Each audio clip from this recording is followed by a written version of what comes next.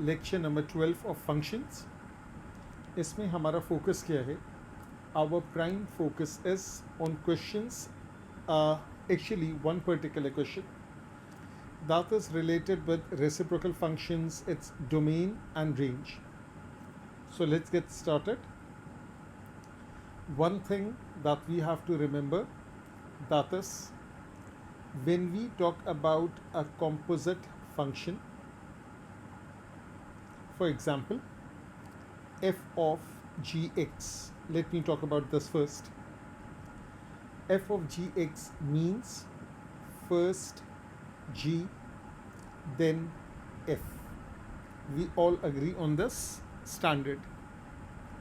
That means if I draw three circles, first circle, and then a second one, and then a third one. So if I go from the first to the second, and then second to the third, so the first transformation, the first function is gx, second one is fx. The shortcut, the resultant, can be termed as f of gx. Now over here, this is domain of g, this is range of g, this is a domain of f, this is range of f. That means composite function f of gx will exist if and only if the range of g is a subset of domain of f. The word subset, what does it mean? It means either it's lesser than or equal to. The two inequalities could be exactly the same, or the range of g inequality should be lesser than domain of f. That is the rule. What else do we get from here? Other piece of info that we get is that the domain of g is also domain of fg. Domain of g is the same thing as domain of fg, and range of f is the same thing as range of fg. We will also use this result in this particular question. Now let's look at the question. The question is, the same function is given, fx, that is given as 8 over x minus 2 plus 2. Gx is exactly the same function but with a different domain. So it's the same function with two different domains. And how were you taught in the regular class? You were taught fx equals to a over x minus h raised to power of n plus k. If n equals to 1, this is similar to fx equals to k over x. If n is equals to 2, this is like fx is equals to k over x square. Actually, this thing will be transformed in becoming this. This thing can be transformed becoming this. What is h and k? X is equals to h, that's the equation of vertical asymptote. And what is y equals to k? That is the equation of horizontal asymptote. What's an asymptote? A line that the graph gets very, very close to but does not actually touch it.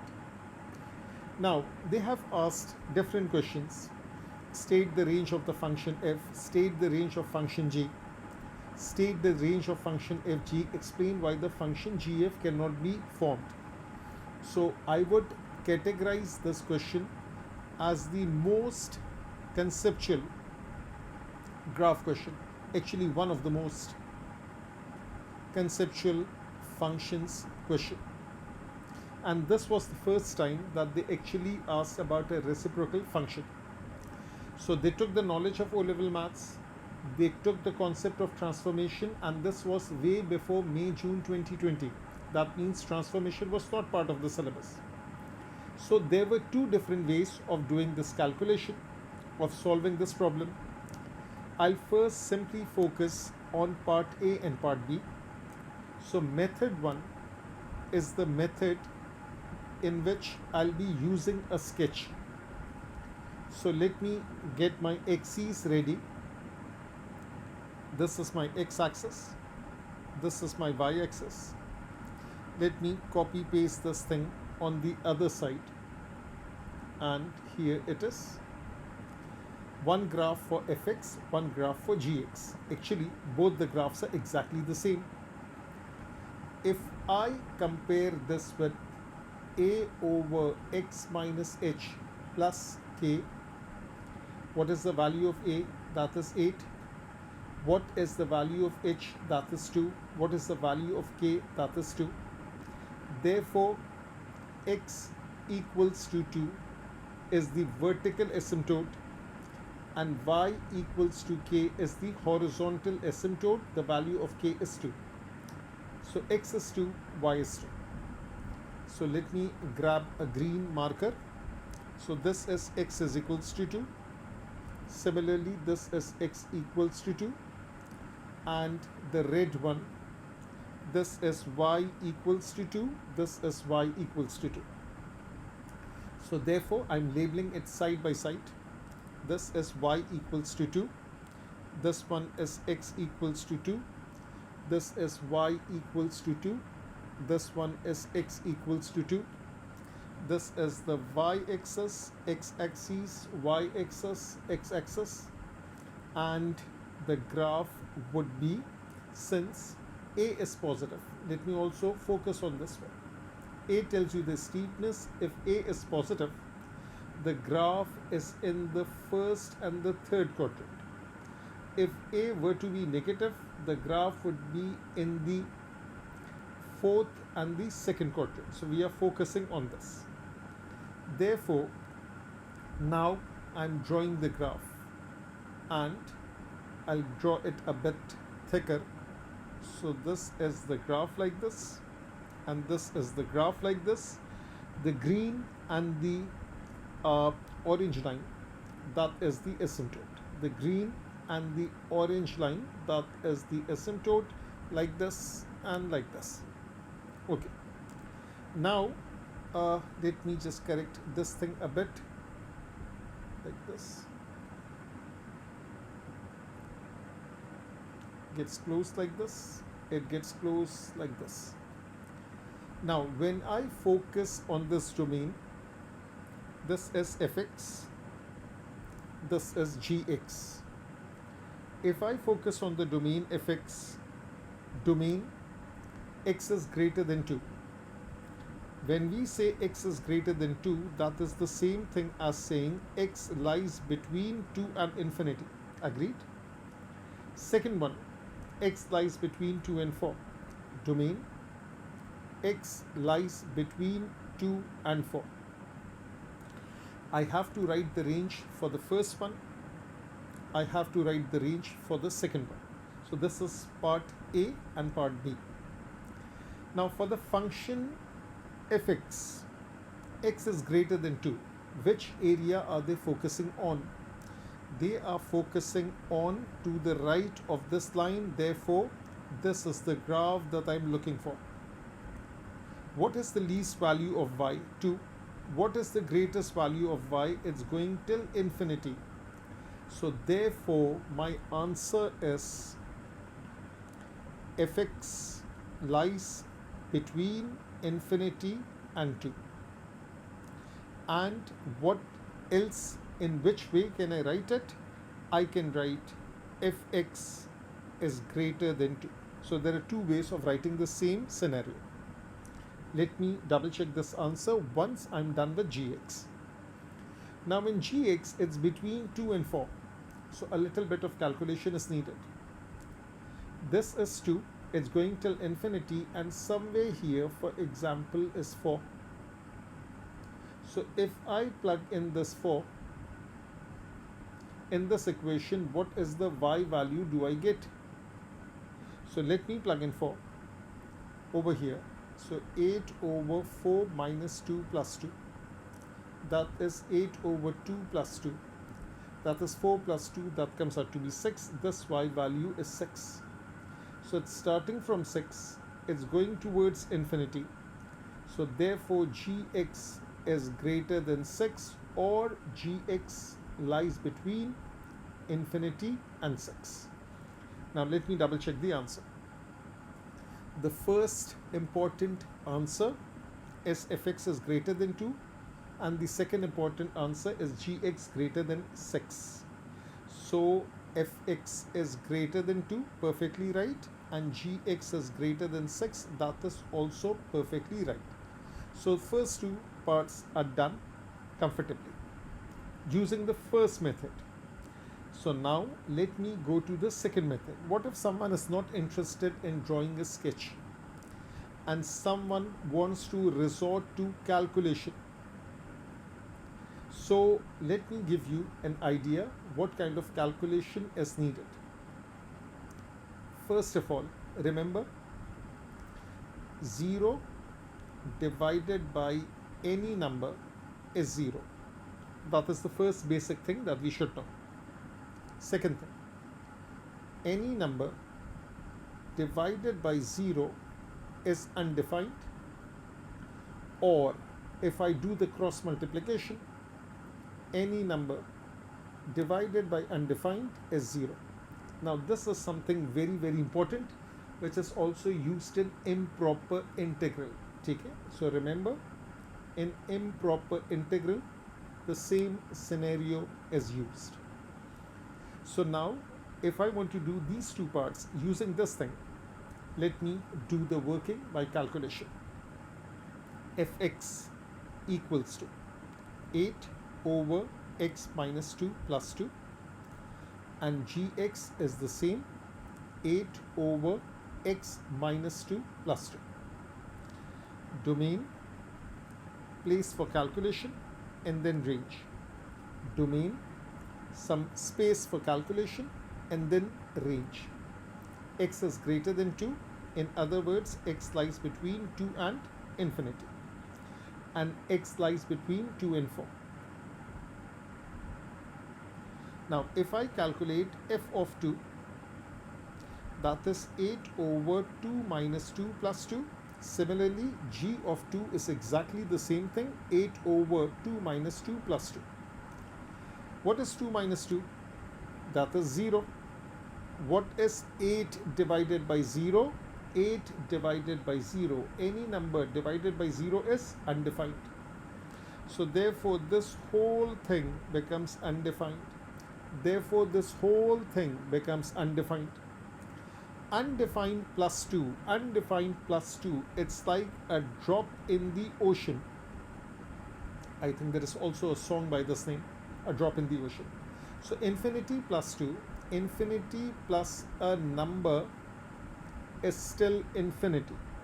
Okay, so that is done. Now let me erase this range thing because I need more calculation. Second thing, let me calculate f of infinity.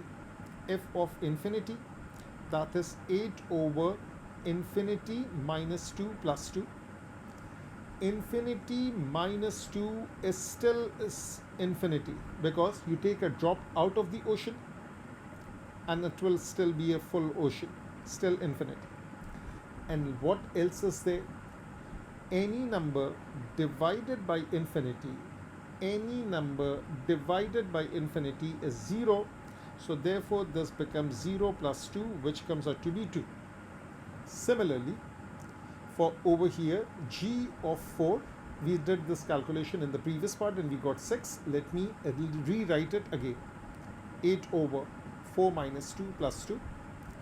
That is 8 over 2 plus 2. 4 plus 2 is 6. Now comes the final answer, range. If I focus over here, 2 is giving me infinity.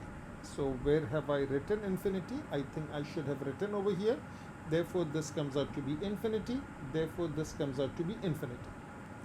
So uh, f of 2 is giving me infinity, f of infinity is giving me 2, therefore the range is fx lies between 2 is the smaller value, infinity is the bigger value. And let me also highlight this.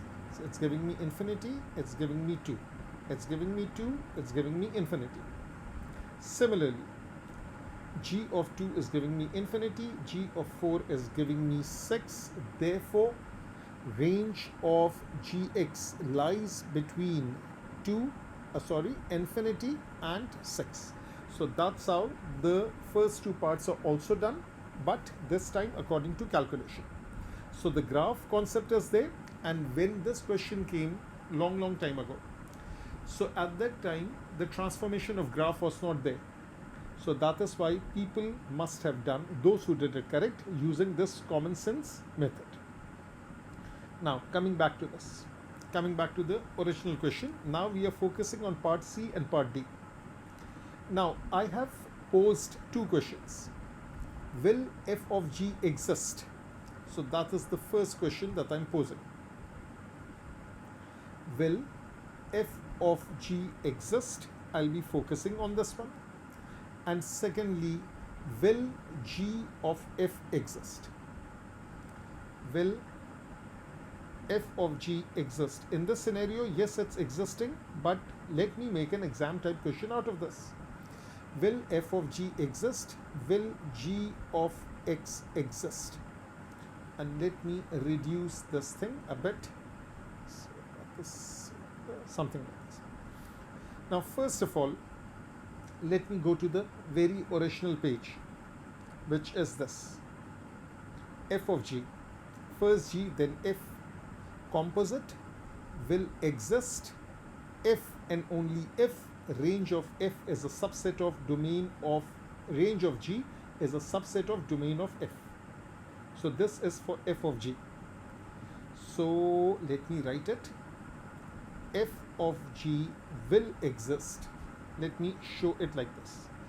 If range of g is a subset of domain of f.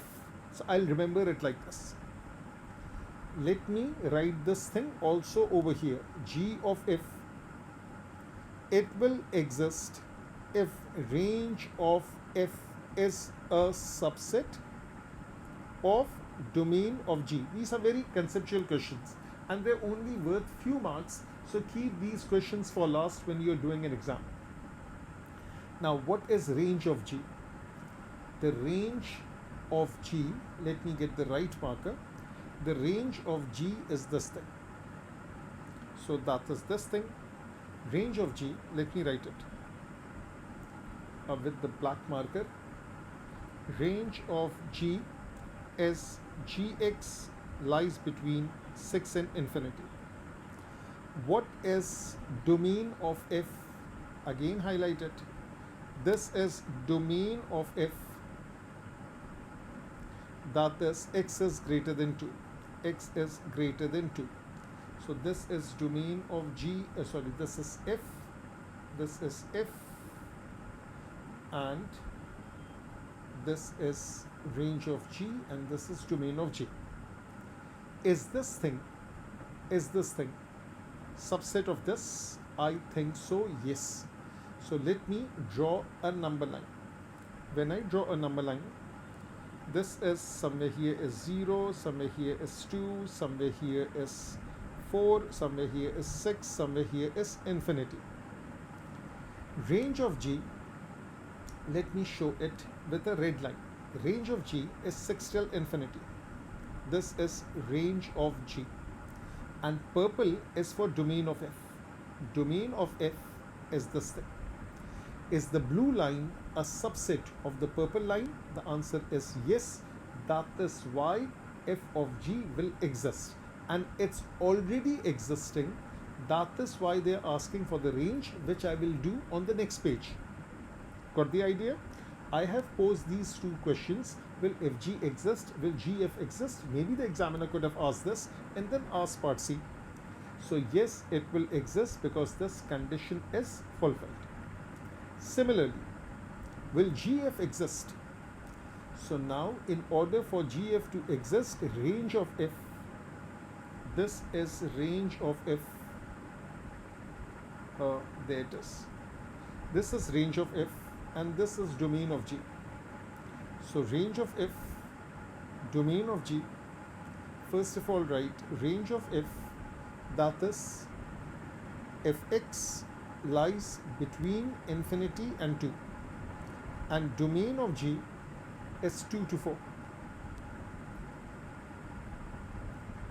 And now if I draw a number line just like the previous one, somewhere here is 0 and then a 2 and then a 4 and then an infinity over here, and range of F is 2 till infinity.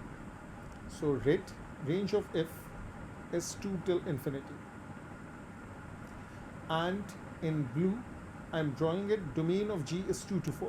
Domain of G is just a small one, it's not a subset, so it's not a subset, therefore GF will not exist. Now let's read the question. What does it say? They are saying explain why GF cannot be formed.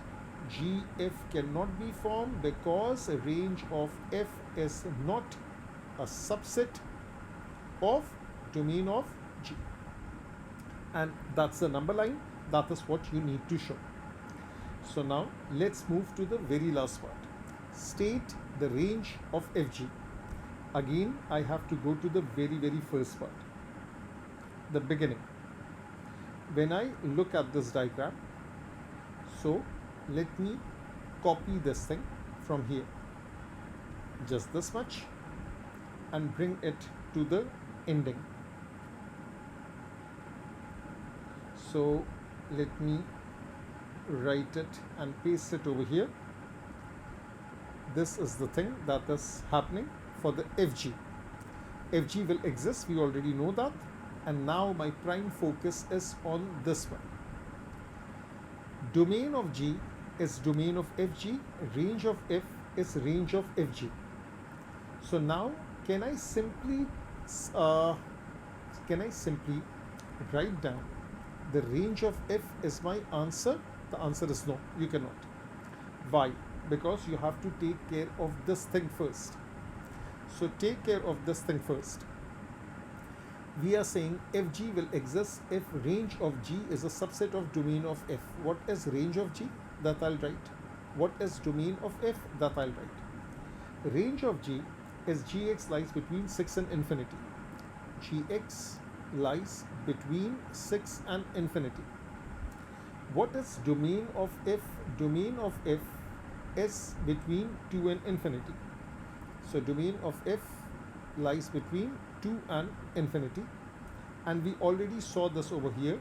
So this is the overlapping inequality, that is 6 till infinity.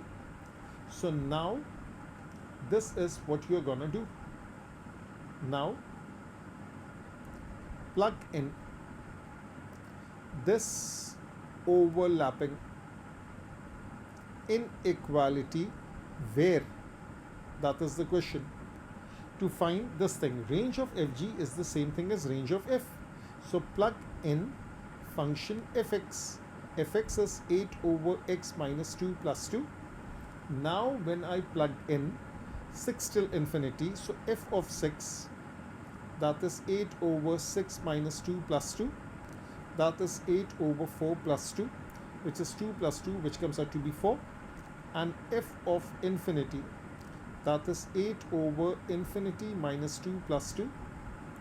Infinity minus 2 is still infinity, 8 over infinity is 0, 0 plus 2 comes out to be 2. So therefore the range of fx is 2 to 4, and that is also the range of f of gx, which is 2 to 4. So what did you actually need to take care of? You have to take the overlapping inequality, not the whole inequality as such. This is the answer for this part, and the range of f is partly outside. In other words, it's not subset. So that is the main thing that we have written. So that completes lecture number 12 of our most interesting chapter of P1, and that is functions. Stay tuned for more.